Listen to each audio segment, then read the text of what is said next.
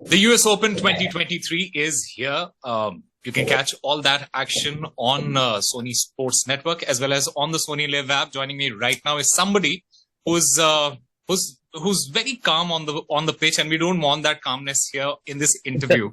Purav Raja, thank you very much for talking to NDTV. Thank you, sir. Thanks for having me. Are you excited about the entire tournament? Because you see, there might not be any Indians in the singles events, but it is still going to be one of the most watched tournaments this year. Obviously on the Indian contingent, it would have been great to see Karma, Sumit, and Ankita obviously, come through. But at the same time, I think it is a Grand Slam. It is the US Open. We have to be, grateful for what we have and grateful for what we see in the world and grateful for what we can learn from the best players in the world to try and get India into the next stage of tennis, which was what I mean by getting them into the next stage of world singles tennis. We've always been a doubles nation and we continue to be a doubles nation. I think it's very important that we reach that next stage of singles, and the best way to do it is by watching the best players in the world and what they do and learn from them. And, what better opportunity than, again, US Open 2023.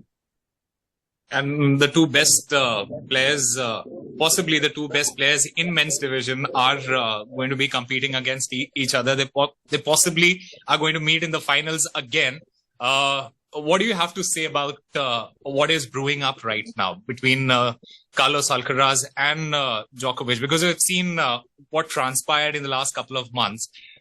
We saw what happened in the Cincinnati Open. It was absolutely magical, because I was thinking that this is a kind of rivalry that I have not seen in a very, very long time, and I was hoping that something like this happens, because it's great for tennis. It's great for the fans. It's also great for the players as well.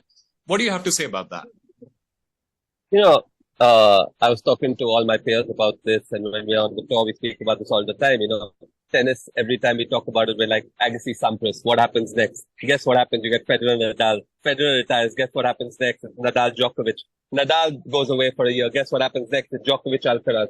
So that's the level that you're talking about. That's the rivalry that you're talking about. And that's where tennis always wins. Us as athletes, we come and go. The greatest players, they come and go. But tennis will always win. And that's the magical part about the sport, that you always see the sport evolve and produce the next superstar. And like now we have Carlos Alcaraz there to stay for a long period. And, how much have you said about Novak Djokovic? We need to, this guy is just probably the greatest athlete the world will ever see. So, yeah. He keeps saying this as well, that the 36 is the new 26, and he keeps proving it as well. So that is something that we should take it for granted, because if he says that 36 is the new 26, I'm also going to believe in that. What do you have to say about? Let's just hope it's not 36 Grand Slam. It's just, but you never know. You never know, Purav, because the way he is going, the way he has kept himself fit, and the way he has been competing, and the way he has been pushing all the other tennis players right now. I think it's not. How do you say it? I don't think he's going to stop at 24 or 25. Yeah, it's tough. Winning, like I said, his efforts are Herculean, his work ethics are Herculean, his game style is magical. We just in India or in the rest of the world, a normal person can't even fathom the amount of hard work he goes through to make it to the top. So, just by calling him fit, we're understating his, how great he really is. And, he's, for me, with the likes of Michael Jordan, Lionel Messi, you're talking about Muhammad Ali, you're talking about Novak Djokovic in the same breath. So for me, that's the level of achievement that I think we'll end up seeing, and that's what he's going for. Something that I also wanted to talk about is the fact that he missed the US Open a couple of times. He lost to Medvedev in the finals. So there's going to be extra motivation for him as well to go out and compete this year. I got to say the US Open's been a very unlucky one for Novak, because he's not played twice. He's I had that unfortunate incident with the linesman once, and then he lost to Medvedev, who was going all guns blazing in the final. So for him to win the US Open will be an even bigger achievement than normal, and that's because of the way that he's bowed out so many different times. So I think I think for him to make this year special, let's not forget he was 2 backhands away from winning Wimbledon. So he was 2 backhands away from winning Wimbledon. He won the other 2 slams, and if he can win the US Open, I mean that's probably the biggest achievement men's tennis has seen since Roger did it. Yeah. What about Carlos Alcaraz? The way he has been climbing up the ladder, it is absolutely phenomenal because you haven't seen this kind of growth in any other young player in the past, say 5-6 years. And every time somebody would come up, play a good tournament, win a tournament, you would start rooting for that guy. But ultimately, he would fizzle out. But it's a little different with Carlos Alcaraz. What do you feel is different about this guy?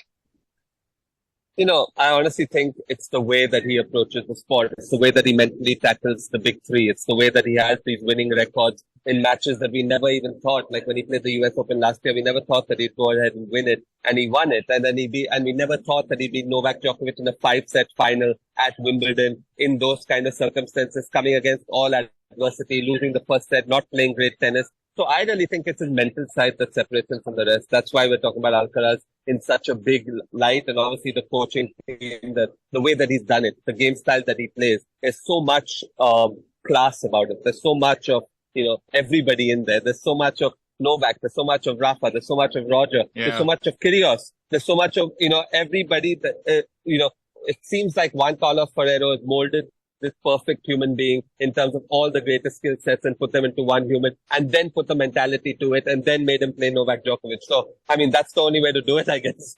I mean, these guys we're talking about are simply, I have, very few words to explain how great they are. But explain it to me. What is then the difference between all the other young players and this guy? Because what are they lacking right now? What is that gap that they're not able to fill right now? And I'm talking about Yeah, he's done it. So that's the big difference. He's done it, and he's done it on the biggest stage. Let's not forget that when we're serving for your entire career, when you're serving for your livelihood, when you're serving for championship, your hand is shaking, your legs are shaking, you don't want to be there, everything is so nervous, and people come through that. Tsitsipas was 2 sets to love up against Novak in a French Open final. Guess what happened? He lost that match. Rublev has been up a number of times in different matches, and guess what he's done? He's never made a Grand Slam semi-final. So we're talking about guys who are on the brink, and who are on. Zverev has done it a number of times. Unfortunately, he played the match of his life against Rafa and then got injured. The difference is Carlos Alcaraz has done it not once, but twice. And that's why I put Medvedev also ahead of the rest of the field, because he's done it before. Doing it is very different from having the ability to do it. Having the ability to do it is just there are about 25, 30 guys out there who have the ability to do it. Doing it is very different. But are you expecting any upset in this tournament? Because everyone seems to be thinking about this Grand Slam final between Alcaraz and Djokovic, and nobody else is talking about any of the other players as if they're a level below these guys. And it's a given that these guys are going to make it to the final. Do you expect that there is going to be an upset? And who according to you is going to cause that? Well, just given the record, given the way that it's lined up, Novak Djokovic is very tough to beat in 5-set matches. Just given the way that it's all set up for him. Novak Djokovic is very, very tough to beat in 5-set matches. Carlos Alcaraz, on the other hand, I can't say the same thing. Because, we saw him out in Australia. We saw him out. I mean, we've seen things. I can't say that he's a Grand Slam regular. He's a Grand Slam finalist for sure. Sure, he's done it a few times. He's done it twice, and he's won the tournament twice. But this guy has done it 35, 36 times. How can we, the guy is just, when I see Carlos Alcaraz, I do see, ways that he can falter. Novak Djokovic, I just don't see how he can lose before the final or lose to an absolute freak incident. But are you going to change your mind if Carlos Alcaraz goes on to win this? I'm changing my mind slowly after every time. I didn't pick him to win. I didn't pick him to win the US Open. I didn't pick him to win Wimbledon. So I'm changing my mind very Yeah. slowly. I have to. I mean, if he wins the US Open, I will be changing my mind. And he'll go down as let's not forget, if he wins the US Open, he's won, 3 slams already, which is what the greats like Andy Murray and Stan Wawrinka have done. And at such a young age. Yeah. So it's impossible for me to not call him already a great tennis player, but we could go in as one of the greatest of all time if he starts winning Grand Slams like this back to back. Wow. Yeah. That is really high praise. That is actually high praise. Yeah, And I've not heard this for any other player of this particular generation from anyone. I've talked to a lot of people, and nobody says this for a tennis player at this moment. The last time it happened, and the last time I heard about somebody was Rafa Nadal when he started beating Federer on a regular basis. So that is actually very high praise. I also want to talk about the women's game. We saw another rivalry that has been brewing up since the last 2 years, is that of Iga Swiatek and Ons Jabeur. Ons Jabeur has been a little unlucky against in terms of winning a Grand Slam, because she has come very, very close. Do you think she can pose a challenge to Iga Swiatek this time?